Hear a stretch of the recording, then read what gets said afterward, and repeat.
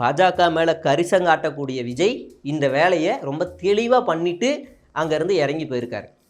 அங்கேருந்து ரொம்ப இறங்கி போயிருக்காரு. அவங்களும் திரும்ப அடிக்கிற மாதிரியே, விஜய்க்கு ஒன்றும் தெரியாது, அவர் இதெல்லாம் பண்ண மாட்டார், அவங்களும் அடிக்கிற மாதிரியே அடிச்சிருக்காங்க. பாண்டிச்சேரிக்குள்ளே நடக்கிற அரசியலை பற்றி பேசணுன்னா அது தலையே சுற்றும். அங்கே சட்ட ஒழுங்கு, எத்தனை கொலைகள், எத்தனை ஹர்ட், எத்தனை செயின் ஸ்நாட்ச்சு, எத்தனை ஆக்சிடென்ட்டு, என்னெல்லாம் நடக்குதுன்னா அது ஒரு தனி ஹிஸ்ட்ரியே போகும். பாண்டிச்சேரியில் கட்டமைப்பு, அரசு மருத்துவமனைகள் இருக்கா அப்படின்னு கேட்டால் கிடையவே கிடையாது. மாநில அளவில் அரசு மருத்துவமனைகள்லாம் ரொம்ப கேவலமாக மோசமாக இருக்குது, ரொம்ப மோசமாக இருக்குது. நீங்கள் அங்கேருந்து பெரும்பாலான ஆட்கள் வந்து திண்டிவனத்துக்கு, விழுப்புரத்துக்கு, சென்னைக்கு பயணம் பண்ணி வராங்க. ஜிப்மர்னு ஒரு மருத்துவமனை இருக்குது, அது மாநில அரசாங்க கண்ட்ரோல்லே கிடையாது, மத்திய அரசாங்கத்தோட கண்ட்ரோலில் இருக்குது.